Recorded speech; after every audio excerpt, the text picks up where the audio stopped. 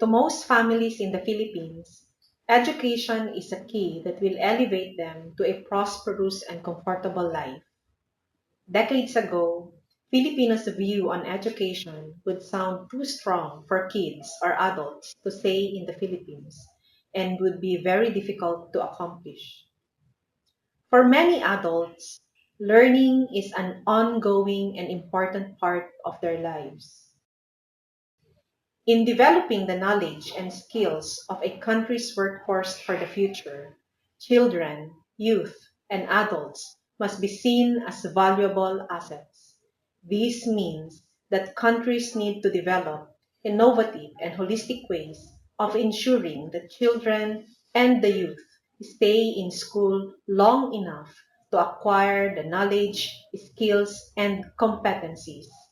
This is making real the dream of education for all through adult education. A pleasant morning to everyone. It is my pleasure to present my transnational research study that focused on producing research reports that would support the development of framework for adult education across Philippine higher education institutions. I am Joan C. Rivera, the Chancellor of the Don Mariano Marcos Memorial State University of South La Union Campus in La Union, and a researcher who conducted this study between November 2020 and October 2022, employing an extensive literature review of recent adult education and lifelong learning journals, books, and reports.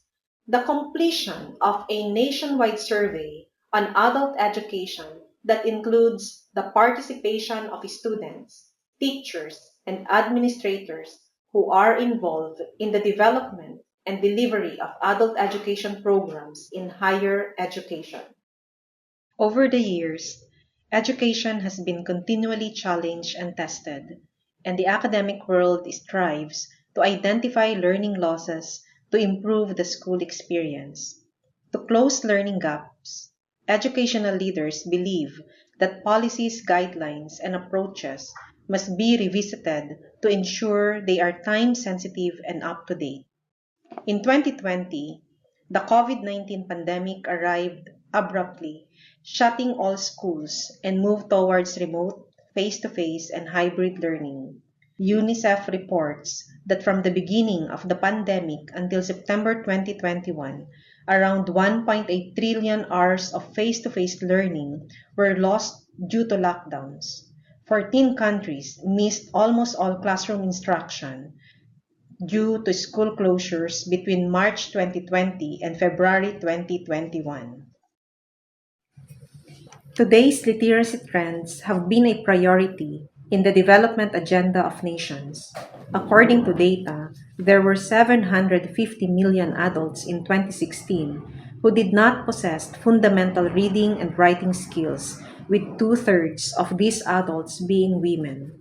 In 2016, the adult literacy rate worldwide was 86%, and the youth literacy rate was 91%. However, most nations have fallen short of their education for all aims to reduce adult illiteracy by 50% between 2000 and 2015. Accordingly, UNESCO ILO recognizes that a new policy framework measures a country's success in terms of political commitment. Hence, the creation of a national policy for adult education in the Philippines may be considered a significant political commitment of the government through the Commission on Higher Education in its objective toward sustainable development through human capacity development. The ASEAN Qualifications Framework, Philippine Qualifications Framework, Philippine Development Plan, Ambition 2040 strongly emphasize education qualification that necessitates changing the curricular content and how it is delivered. The responsive and industry-based adult education programs for reskilling, upskilling, and cross-skilling the vulnerable adult communities is a significant strategy to gradually eradicate unemployment, underemployment, and job mismatch.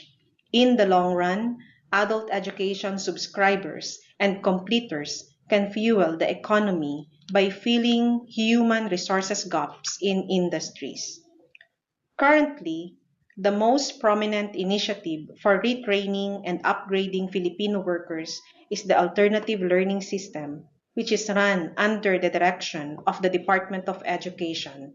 Typically, this is done to combat illiteracy among youths, adults, and some out-of-school children.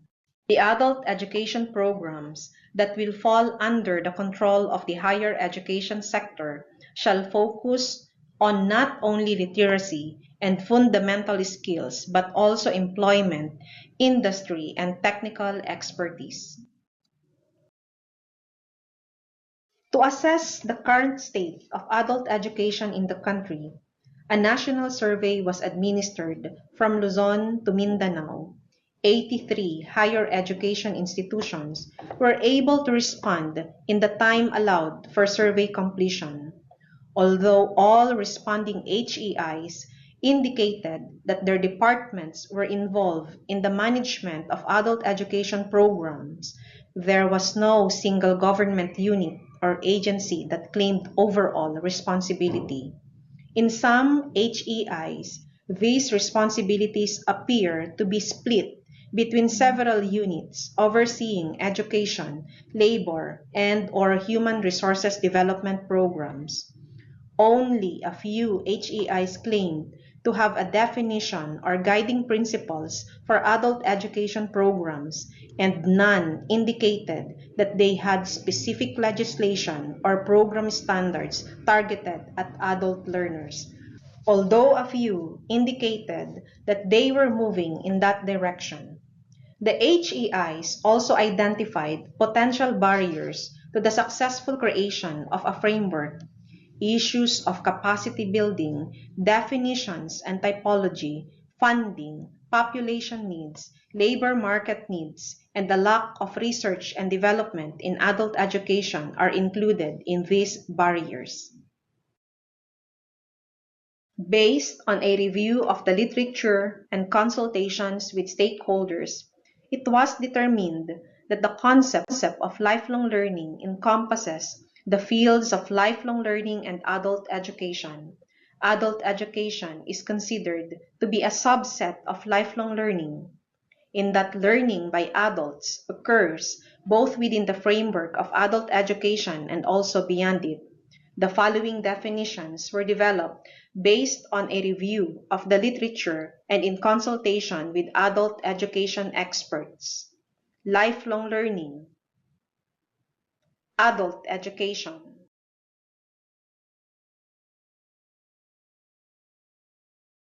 Adult learner refers to people of legal age who are involved in lifelong learning to advance their technical or professional qualifications, enhance their skills and competencies, to finish a level of formal education, acquire new knowledge and skills in a new field, or update their knowledge in an existing field.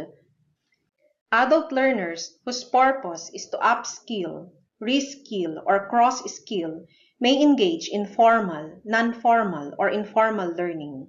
Although these three terms are frequently used in various literatures, it was discovered that they are frequently employed in distinct ways and at times in conflict with one another, depending on the interpretations of higher education institutions. So to eliminate any potential misunderstanding and the use of language that is understandable to all readers, three different forms of adult education learning experiences are labeled as certified for formal, non-certified for non-formal, or experiential for informal. Building on the definitions and adult learning typologies and taking into consideration the survey feedback from the various colleges and universities, a proposed framework for adult education in Philippine higher education was developed. The next slide presents the description of each adult learning experience: economic, social, personal development. Several guiding concepts and effective practices of higher education institutions serve as the foundation for the suggested adult education framework.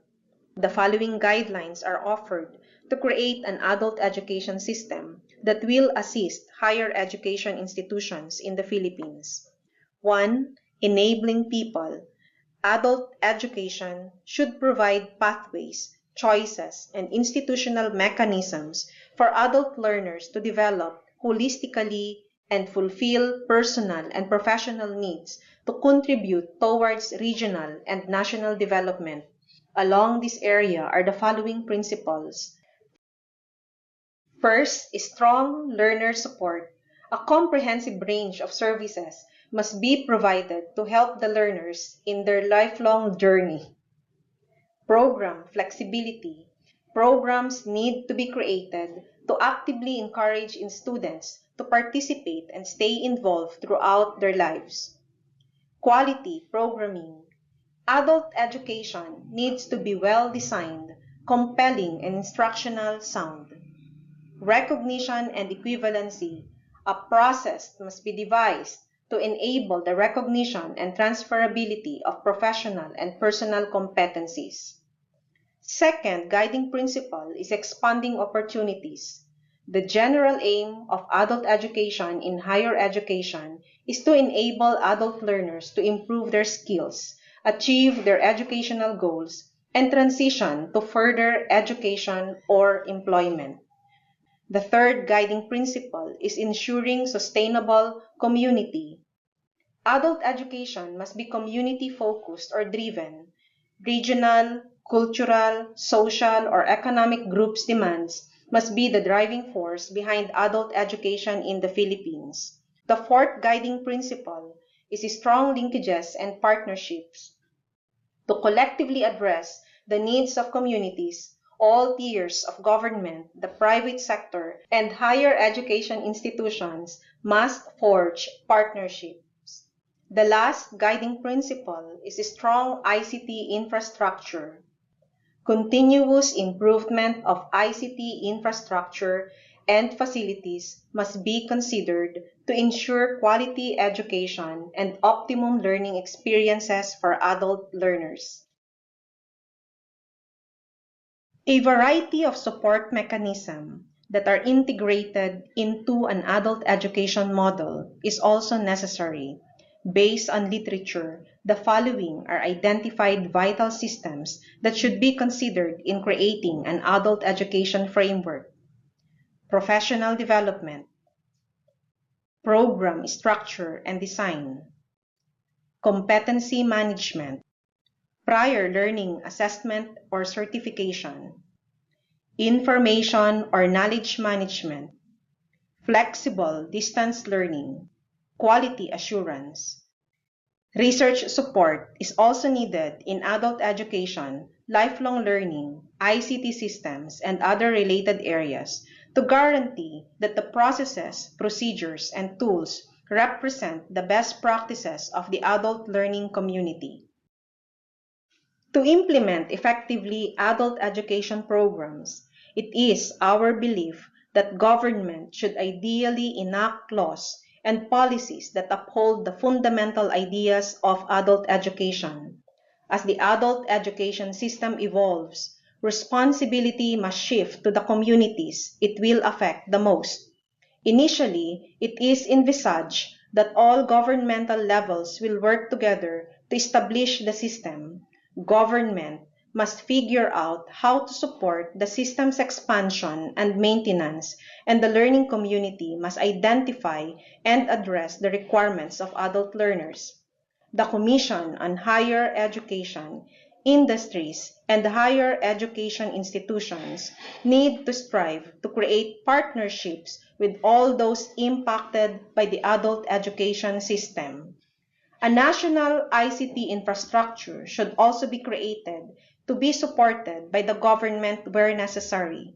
To create a Philippine adult education system, all levels of government must work together. Eliminating duplication of effort is necessary. a regional community-based collaboration atmosphere must also be created and sustained.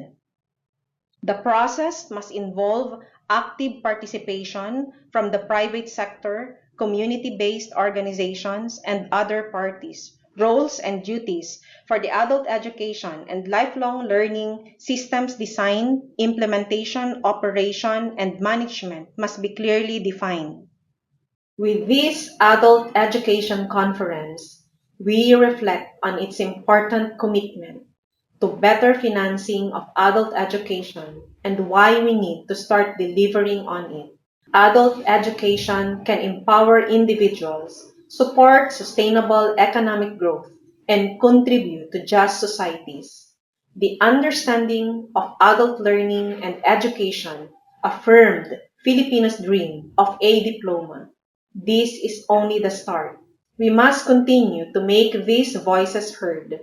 With this and the hopes for a better Philippines through adult education, maraming salamat po. Diyos ti Agnina, Apo. Mabuhay ang Philippine Higher Education Institutions, mabuhay tayong lahat.